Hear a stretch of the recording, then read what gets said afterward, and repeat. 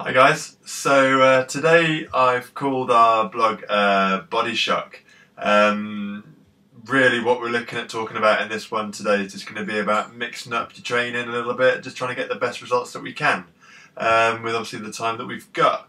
But best thing to remember really, no matter what your goal is, no matter what you're working to, don't become too fixated on it. Quite often end up speaking with people and kind of chatting about what they've been working on, what they've been training, and it kind of becomes apparent that they've been really affected by a bit of tunnel vision, really kind of blinkering everything, not looking at different ways of getting towards one result. So the thing you really need to remember when you're training towards a specific goal is just remember there's more than one way of getting there. There's different routes for different people. What works for you might not work for the next person. But it's really important to remember that even if one way is working for you, you're getting along there kind of in a good way. There's better ways of getting there. You can mix things up and you can get there a little bit quicker, hopefully.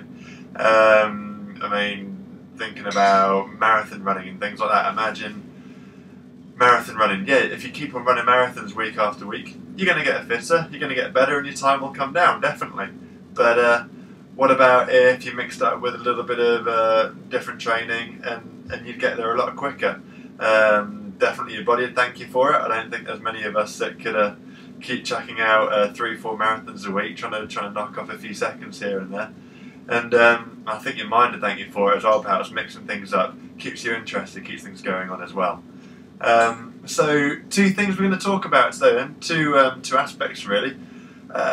First we're going to look at the kind of the cardio side of things. So obviously mentioned marathon running, but something that's quite common now, certainly around this time of year anyway, is doing 10k runs. So might be a few of you smiling out there thinking that yeah, you just signed up for one, maybe it's in May or whatever, you're in a Manchester 10k that we've all kind of perhaps looked at and seen them do on the TV. So obviously that's a really common goal for people at this time of year, and what I've been actually noticing a lot the last week or so is there's so many people out and about running on the streets and pounding, putting the miles in, and I've been tweeting about it and everything, so if you follow me then you know about that already. But perhaps the best way of getting towards those goals is not just pushing out mile after mile after mile. Like I said on that marathon training idea there, you're going to get bored of it after a while, you're going to drop it off. If you're new to running, your body ain't going to really enjoy it. It's going to be a bit of a shock to the body and not really get the right kind of results that you're looking for. So what you really want to look at doing perhaps is adding in some tempo runs or some sprint sessions. So by that we mean, instead of just trying to run that 10k distance all the time, drop it down a little bit. Look at doing something like 2, 3, 4k. And really try and push a good tempo through it. Hold the pace all the way through, and what that'll do is it'll really improve your we call it your lactate threshold. Learning how to keep pushing on despite when you're feeling perhaps a little bit tired. And then you've got obviously your sprint training as well. So just keeping it down to real short little pushes. So maybe 50 meters, 100 meters, 200 meter sprints, and then giving yourself varying recoveries from those periods as well. And again, doing that's really going to improve your recoveries a little bit there. Definitely maybe even thinking about doing a little bit of HIIT training. Obviously if you're looking at us on here, you might have seen some of the HIIT blogs that we've got going on at the moment. So if you're not familiar with it, HIIT is high intensity interval training. It's a really good way, it's an awesome way at the moment of getting the max out of your workout in a short period of time. Really getting your heart rate high, really improving your recovery rates as well. All of those sorts of things are important if you're looking at doing a 10k race. So think about when you're into this race, you're going to come to a point where there's perhaps a little bit of a hill in there. You want to really be able to put that effort in, get up that hill quick as possible, and then recover and get back into your stride and relax into that rhythm. Now, hitting some sort of HIIT training or the sprint training, for example, is really going to work at improving your ability to do that. So it's really going to bring your time down a lot quicker, which at the end of the day, of course, is kind of what we all want, isn't it? Maybe if your focus is more on weight training, so you can have a little look about how you're doing this as well. If it's through working out in pairs, perhaps, so maybe you do your chest and your biceps, and then maybe the next training session you do 2 days later or something, you're doing your back and your triceps. look at trying to kind of build in a full body weight session in there. Recruit everything all together. So you could look at doing your legs, your chest, your back, your arms, biceps, triceps, all in one workout. So that's obviously a really good way of shocking the body. Your body's not going to be used to doing that.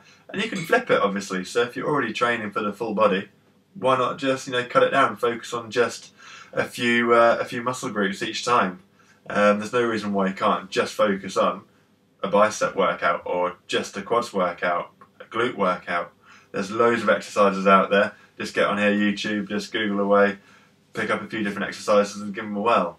You could also consider, obviously if you think you know all the exercises in the world, then awesome. But what about breaking them down? So maybe you're doing like an eccentric contraction all the way through. So have someone assisting you, taking the bar up, for example, on the bicep curl. You're getting the bar right up onto that chest there, and then just slowly controlling it down. Get that assistance to bring it back up again, slowly controlling it down again. That's an awesome way of just mixing things up a little bit. Your body's not going to be used to that. Maybe even 21s, again, sticking on the bicep side of things. Focus on just small little moves, and then taking it up a little higher. And then up again, taking it right up to the top. But again, that's just breaking the range of a move down, right down to the small parts, so you can work the muscle group down in tiny little sections there. So I mean, why do it? Changing the workout around, just it completely changes how your body's going to work. It makes it work a lot harder than normal, but it's going to produce better results, definitely. Going back to the cardio shock training that we were just kind of mentioning then, the heart's going to have to work a lot harder to respond to that. So it's not used to working really hard intervals if you're currently just working on beating a 60-minute 10k time or a 50-minute, whatever it may be. If you really push it on that interval training, then awesome. Your heart rate's going to learn how to recover, how to put its kind of self back in order again after pushing its limits. And you can take the benefits of that cardio workout into anything. So if you're into cycling as well, or whatever it may be, or just generally keeping fit, you're going to feel a hell of a lot better walking up a hill with your kids or your dog or whatever it is that you're doing than if you weren't doing this. So maybe looking at the resistance training side of things as well. Looking at that, the body's going to be stressed in a new way, of course, again. So your muscle fibres, taking the eccentric contractions into account. So that stuff when we're lowering the weights down, when those muscles are lengthening. These are just going to force those muscles to rebuild, making them stronger than ever.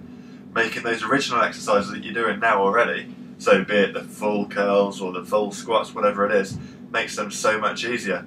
I mean, remember, we've always got to think about it. We go back to the exercises as well that we were already doing. Really important that you do that, so you're going to find out what's really working for you, what sort of results you're getting.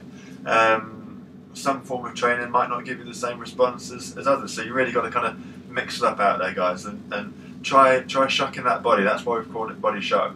Give yourself a challenge, do something you don't normally do, even if it's in that same kind of format of weight training or cardio-based training. Now there's loads of stuff out there, guys, so if you want advice on improving training on one particular sport or one event or anything else that you're training for, then just drop us a line or an email or whatever, and we'll definitely come back to you and give you hopefully some tips and advice. But otherwise, thanks for tuning in, guys, and we'll see you soon. Cheers.